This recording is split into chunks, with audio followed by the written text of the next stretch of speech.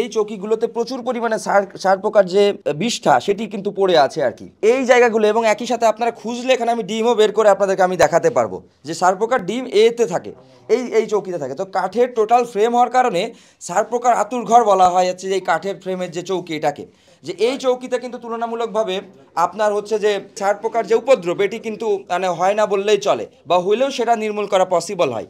But এই যে কাঠের যে চৌকি এটি থাকলে কিন্তু আসলে নির্মূল করা সম্ভব হয় না আর কি। এবং একই সাথে আমরা আরেকটি বিষয় আপনাদেরকে একটু দেখাতে চাই যে আমাদের এই যে রুমগুলোতে দীর্ঘদিন যাবত যে পেরেক মারার যে স্থানগুলো দেখতে পাচ্ছেন, এখানে এই যে কালো কালো যে দাগ আপনারা দেখতে পাচ্ছেন, এটা কিন্তু হচ্ছে সার পোকার যে বিষ্ঠা সেটি কিন্তু এটা।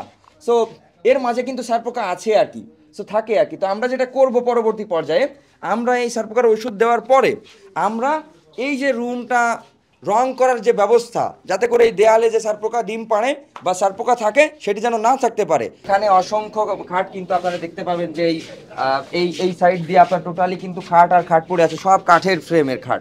সো সেই জায়গা থেকে আমরা এই কাঠের খাটগুলো বের করে দিয়েছি, এগুলোকে সারপোকার আতুর ঘর বলা হয়। তো এই আতুর ঘরগুলো আমরা বের করে দিয়েছি শিক্ষার্থীরা নতুন খাট পাওয়ার কারণে। আমাদের সারপোকার যে সমস্যা, শিক্ষার্থীরা ঢাকা ইউনিভার্সিটিতে এসে এই সারপোকার কামড়ে অতিষ্ঠ হয়ে নানা রকম রোগের এবং এই জটিল মানে স্বাস্থ্যগত জটিলতায় তারা ভুগত।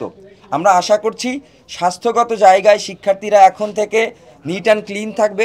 আমাদের এখানে 420টা রুম রয়েছে এবং এর মানে কম বেশি রুম রয়েছে আর কি। তো সবগুলো রুমেই আমরা সারপোকার ঔষধ দিব।